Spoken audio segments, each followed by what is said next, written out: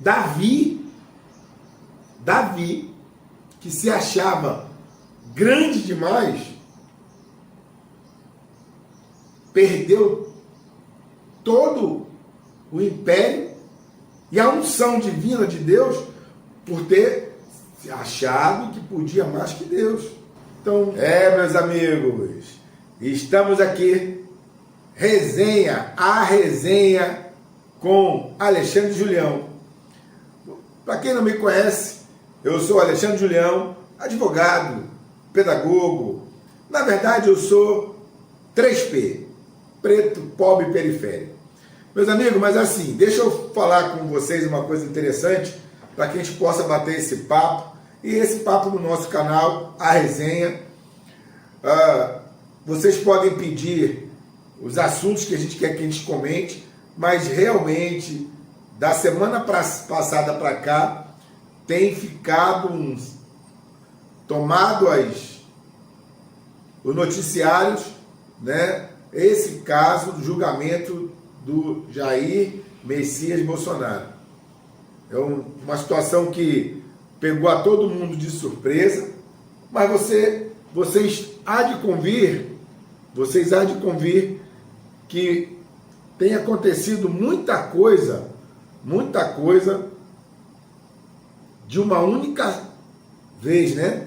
Então, de repente, parece que todos os noticiários só falam nessas questões do golpe, no julgamento do Bolsonaro e agora as medidas cautelares que Bolsonaro teria descumprido. E somado a isso, teve também a busca pessoal e a apreensão do celular, né, e de cadernetas, de manuscritos do pastor, pastor do Silas Malafaia, né, do Silas Malafaia, que hoje está se dizendo, ele se auto-intitula ungido por Deus. Não sei como ele tem essas questões, porque, veja, ele é uma pessoa que herdou a igreja do sogro. Ou seja, não é uma pessoa capacitada para ter montado aquele império todo. Herdou e aí fez crescer, né, a questão lá da igreja que ele tem hoje. E está se titulando uma pessoa para além do bem e do mal, né, se dizendo até que ele é um ungido por Deus, portanto, ele é um profeta que fala tudo por Deus. Então a gente vai poder bater um papo hoje sobre isso e trazer também as questões para cá, para o estado do Pará, que, sobretudo aqui para o município de Ananindeua, que é o município onde eu vivo, onde eu moro e onde eu tenho minha militância, tanto na advocacia também criminal, no nosso dia a dia aqui, que a gente faz todo o estado do Pará, mas, sobretudo, a gente tem ações em Brasília, a gente tem ações no Rio de Janeiro, a gente tem ações em outros municípios do estado do Pará, mas tem, evidentemente, um número de ações grande aqui na região metropolitana, assim como também a questão da educação, que é uma das minhas formações, a gente tem isso enquanto, como eu posso dizer, enquanto regra, né? Enquanto regra no nosso dia a dia. Então, dito isso, vamos começar a falar um pouco sobre o caso do Bolsonaro. E essa é a pergunta que me fizeram. Bolsonaro pode ou não ser preso? Julião, essa foi a pergunta que me fizeram.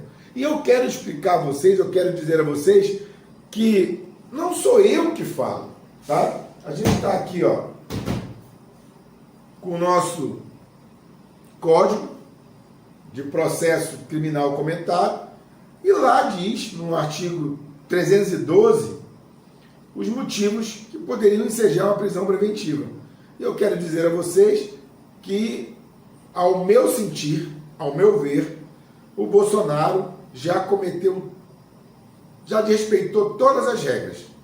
né? Todas as regras, tanto do 312 como também 319, ao descumprir as medidas cautelares que a ele foi aplicada. Portanto, tu tem hoje quase metade da população carcerária do Brasil presa hoje por muito menos.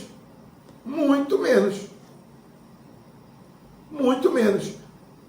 Se as pessoas, e qualquer pessoa normal, que muitas das vezes tem a prisão preventiva determinada por apenas conveniência do processo criminal ou por questões de ordem pública. No caso específico do processo de Bolsonaro, a gente já tem, em verdade, N situações que Bolsonaro já descumpriu, e agora, no telefone celular dele, descobriu-se um documento que não estava assinado, falta assinar e datar, mas é um pedido de asilo político para Javier Milei, presidente da Argentina.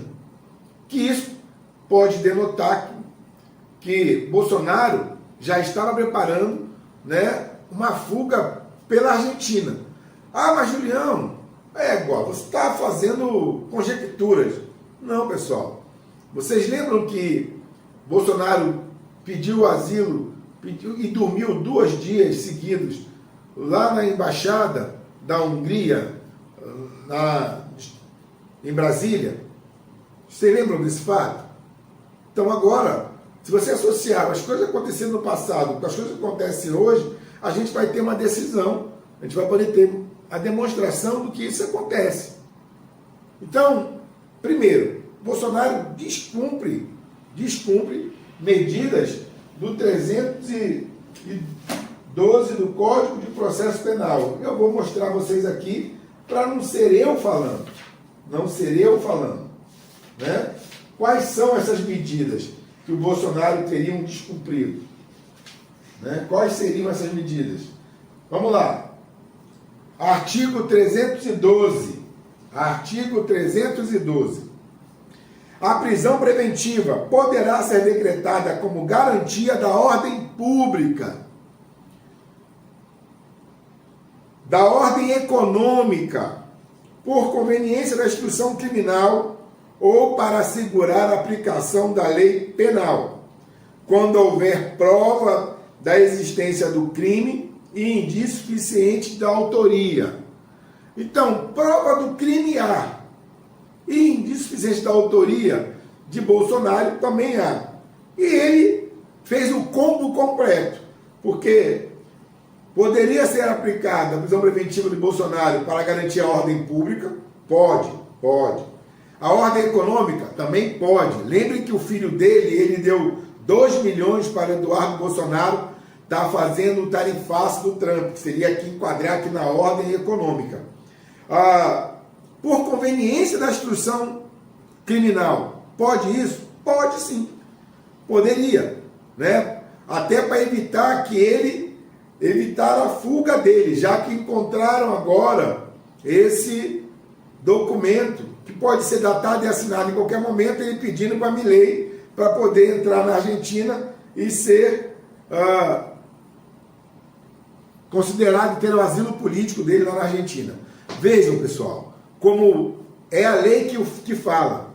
E aí, Bolsonaro ainda não foi aplicado ainda, porque o Alexandre de Moraes, o ministro Alexandre de Moraes, não achou necessário. E vou falar a vocês, em verdade, não existia a necessidade mesmo. Então, primeiro, se colocou a tornozeleira, né? Uma das medidas restritivas do artigo 319. Primeiro, colocou-se que são as medidas cautelares diversas da prisão. Colocou-se a tornozeleira. Uma medida grave, séria? Sim, mas não tão séria quanto a prisão. Bolsonaro descumpre as medidas cautelares e aí o Alexandre de Moraes dá um agravamento nas medidas. Qual foi o agravamento?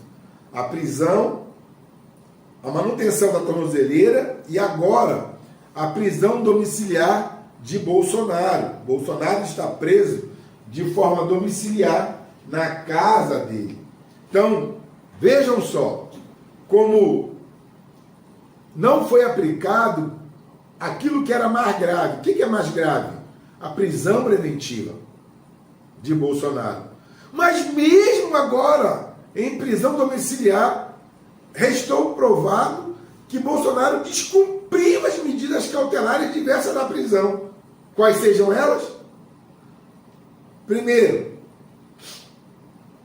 ele está preso domiciliarmente usando tornozeleira. Ele não pode falar com outras pessoas, e aí aparece que ele manteve contato com um telefone específico com o Braga Neto, com outras pessoas que estão no processo, e ele descumpre.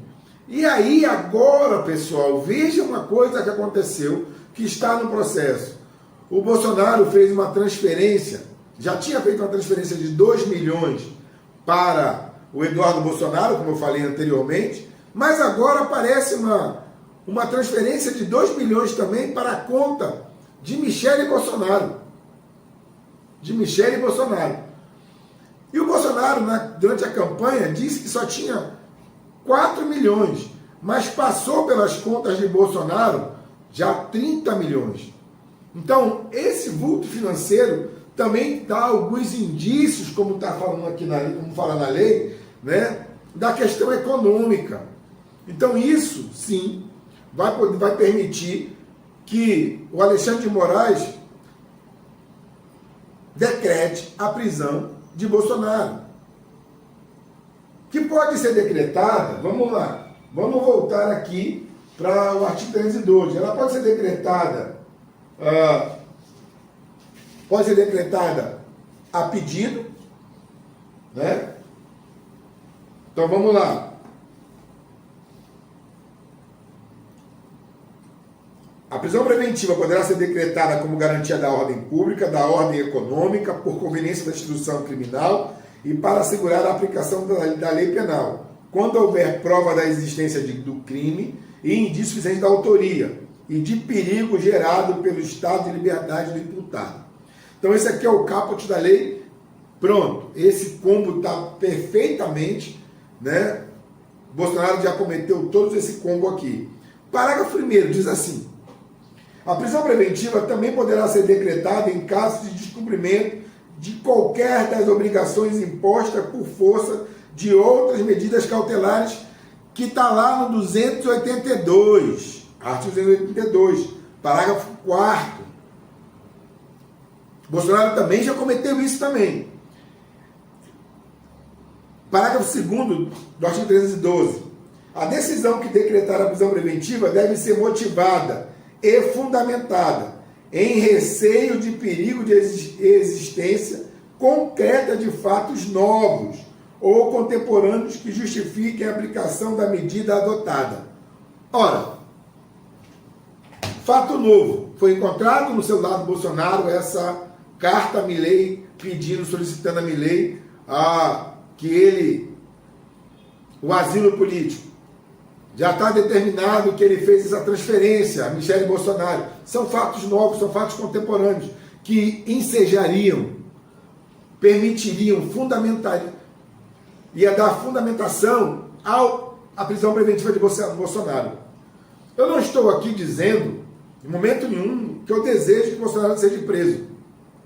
Que, na verdade, eu desejo que ele seja condenado, que ele tenha defesa, tal, e que ele seja preso pós-condenação, lá no trânsito julgado do processo. Mas veja, é ele, Bolsonaro, que não segue as regras do jogo e que deixa de fazer aquilo que determina a lei.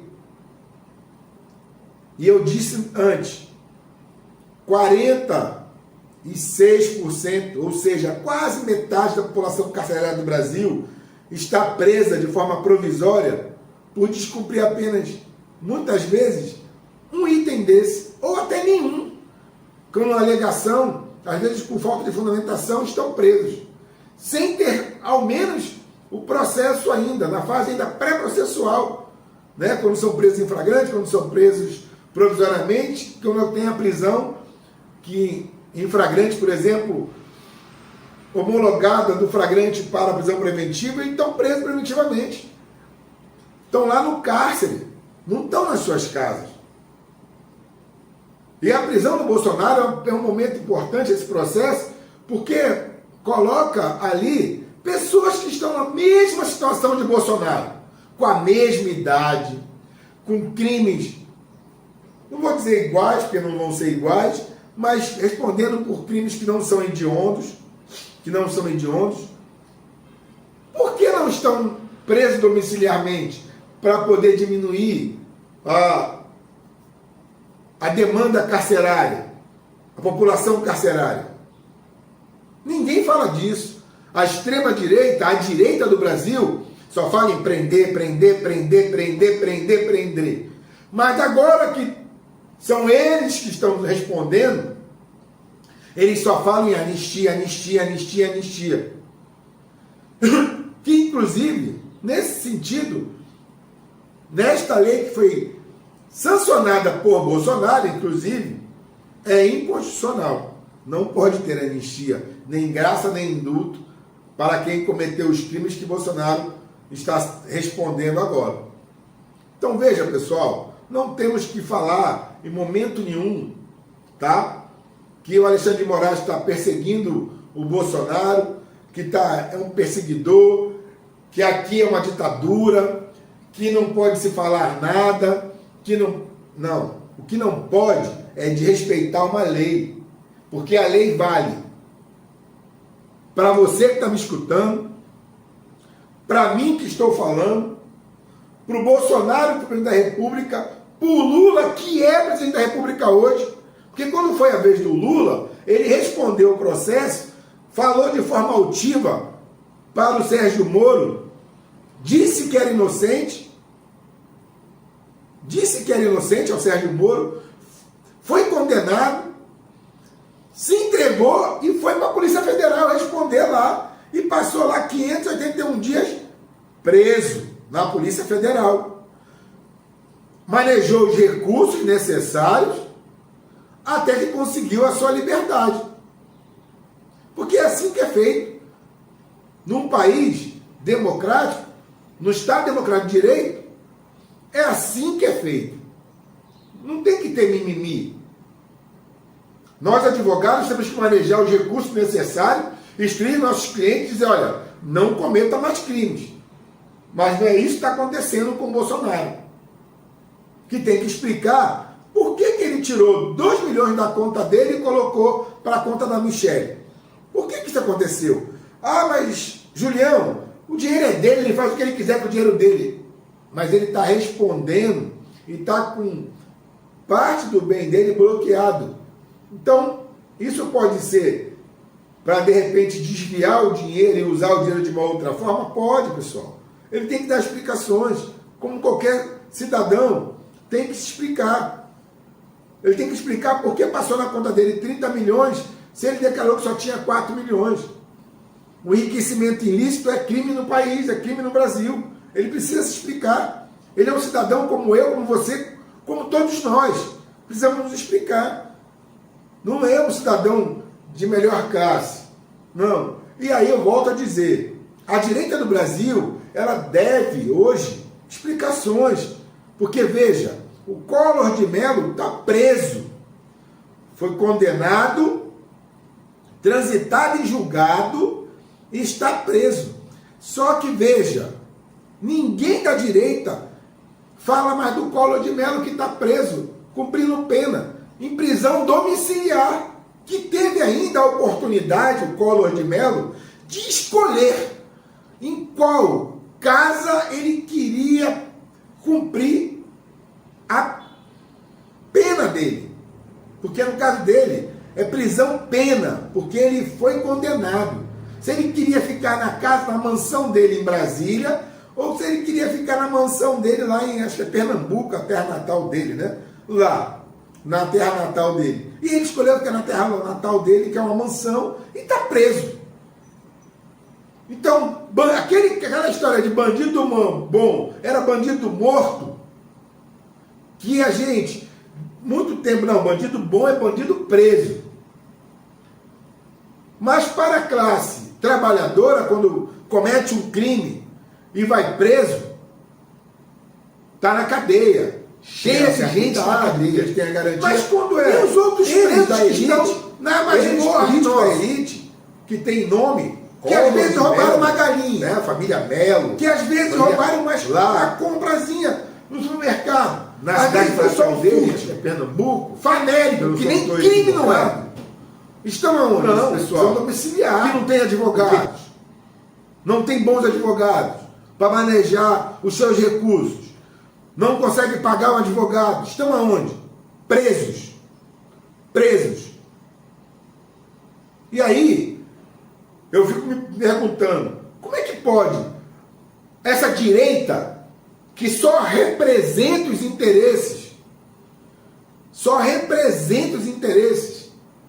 da burguesia nacional? Porque lá tu tem bancada da bala, que representa as indústrias armamentistas. Tu tem a bancada evangélica, que não defende o povo evangélico. Não, defende os interesses dos pastores para não pagar impostos, por exemplo. Tinha uma lei que o pastor recebia o seu salário e não pagava imposto de renda. Você, trabalhador, assim como eu, né? A partir de R$3.000, a gente paga imposto de renda retido na fonte. Era R$2.800 o limite. Então, olha a luta que está aí, a direita votando contra agora, por causa da pressão, eles estão votando a favor de aumentar de R$2.800 para R$5.000 a isenção do imposto de renda. Que se a tabela tivesse já sido atualizada, era para estar hoje, pelo menos aí, quase R$10.000 a tabela, uns R$8.000. Então, quem ganhasse até R$8.000 não pagaria imposto de renda, que no nosso caso é retido na fonte. Mas os pastores ganham 50, 100, 40. E eu não estou dizendo aqui que eles não têm que ganhar esse valor, não. Estou dizendo aqui que ele é um cidadão como eu, tem que pagar imposto. Só isso. Se a igreja quer pagar para ele R$200.000, problema dele e da igreja. Não tem nada a ver com isso. Eu só acho que ele é um cidadão como eu e tem que pagar imposto. Não tem que ter isenção de imposto. Até porque o cidadão comum, que hoje recebe 2 salários mínimos, paga imposto retido na fonte. Então, não tem diferenciação, pessoal. Então, voltando ao Bolsonaro. O Bolsonaro já cometeu diversas situações e a Polícia Federal já preparou a cela. A cela já avisou que a cela, aonde ele pode ficar preso, porque ele é um ex-chefe de Estado, tem prerrogativas. E por ser ex-chefe de Estado, tem a prerrogativa de ficar numa sala especial que já foi preparada na Polícia Federal para que ele fique lá, né, como a lei diz que tem que ser. Então, já está preparado, ele tem que responder, tem mais ou menos aí algo em torno de 9 horas para frente para poder chegar a petição da defesa deles e conseguir explicar, né, o que foi perguntado, o que foi tal, ok, bacana, não vai ter a prisão preventiva. Agora, se não conseguir explicar, corre um sério risco de ser preso preventivamente, sim, né? Porque é a lei que diz isso. Não é o Alexandre de Moraes, não é o STF, é a lei. E a lei tem que ser cumprida por todos nós, independente. Bem, pessoal, dito isso, o caso do Bolsonaro, nós temos agora um outro personagem que está junto dessa toda essa história e agora está no novo inquérito, né? Porque Bolsonaro está sendo processado, né?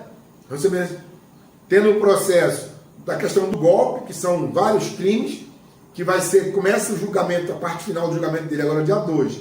E tem agora o inquérito que a Polícia Federal tombou, que tem o Bolsonaro, o Eduardo Bolsonaro e o Silas Malafaia. só, o Silas Malafaia vem lá de Portugal, estava passando lá, foi para Portugal, quando ele pega o avião comercial de Portugal para cá, que ele desce no galeão, já tinha um pedido de busca e apreensão pessoal nele, não é na casa dele, busca e apreensão pessoal e apreensão do celular dele e das questões que tem anotações e tal, e levando condução dele com esse dia para ele poder prestar esclarecimento na federal, que é dentro do próprio galeão. Isso acontece, ele é conduzido, presta esclarecimento, sai de lá, só que ele, ao invés de prestar esclarecimento, o que ele faz? Ele avocou o direito constitucional dele de permanecer calado. Está errado ele? Não, eu acho que está correto. Eu acho que os advogados, é a lei que permite isso, e os advogados estão corretos em fazer isso. Corretíssimo fazer isso. Mas ele sai de lá e dá uma entrevista. Para toda a rede de emissora de televisão, fala um monte de coisa, faz xingamento, depois ele faz uma live, fala um monte de outras coisas, e agora ele vai para uma outra situação. Qual é? O púlpito da igreja dele. Na pregação, ele faz uma coisa que, desculpa, mas é muito difícil. Ele disse que ele é ungido de Deus, ungido por Deus, e o que ele fala por Deus, Deus ouve. E que o Alexandre de Moraes vai responder aqui na lei dos homens ou na lei de Deus. Isso, do ponto de vista cristão, é muito difícil eu escutar isso e não rebater. Por quê? Porque a Bíblia diz que a arrogância precede a queda. A queda. Quando você é muito prepotente, você é muito arrogante, Deus te coloca em queda livre. E é exatamente o que está acontecendo com o Silas Malafaia. Silas Malafaia se colocou para além do bem e do mal, como diria o grande filósofo Friedrich Nietzsche, né? Para além do bem e do mal, se achando a melhor pessoa do mundo, a última Coca-Cola do deserto. Como ele falou agora, o ungido de Deus, ungido por Deus, que Deus fala pela boca dele. E em verdade, pessoal, não é isso que está acontecendo. Em verdade, a gente está vendo o Silas Malafaia se atropelar, e é muito provavelmente também, porque ele já cometeu também esses mesmos crimes, no mesmo, está respondendo o processo, ele faz falas que vai também de encontro àquele mesmo artigo que eu falei do Bolsonaro, 312. Então é muito provavelmente também que a Polícia Federal peça a prisão preventiva de de Silas Malafaia, e o Silas Malafaia vai se lascar, porque depois que ele for preso, não vai ter movimentação em igreja, porque eu tenho acompanhado os pastores de diversas igrejas, né? E ele não é uma pessoa querida na igreja. Essa que é a verdade. Então, eu não acredito que vai ter essa comoção, né? Até porque, vamos lá, ele é um herdeiro da igreja. Ele herdou a igreja do sogro dele. Porque é assim, pessoal, que esses caras que falam de meritocracia nesse país, eles não têm mérito nenhum. Mérito nenhum. Eles são herdeiros. Herdar não é ter mérito. Herdar não é ter mérito. Ele herdou a igreja. Ah, mas a igreja cresceu, a igreja ficou maior, a igreja agora está muito maior, agora tem avião, agora tem isso, tem aquilo, eu tenho um carro importado e tal. Ok, é uma questão de gestão. Mas se não existisse a igreja, tu teria que começar com um fiel, 2 fiéis, 3 fiéis. Não teria o tamanho para você poder iniciar como você iniciou quando você herdou. Então, veja lá, do ponto de vista cristão, nós temos um problema, né? Davi, que se achava grande demais, perdeu todo o império e a unção divina de Deus por ter se achado que podia mais que Deus. E assim, todos aqueles que estão na Bíblia, a gente percebe que Deus não se agrada quando você é prepotente, quando você é arrogante. Deus não se agrada. Você tem que ser humilde. Do ponto de vista cristão é isso. Do ponto de vista criminal, ele já cometeu diversos crimes, já fez diversas falas, já agrediu Alexandre de Moraes, já falou uma série de coisas que já dá elementos para que ele tenha a prisão preventiva dele decretada, pessoal. Pessoal, para finalizar isso, e dando só uma pitadinha de uma coisa que eu não falei lá no início, já é o caso agora da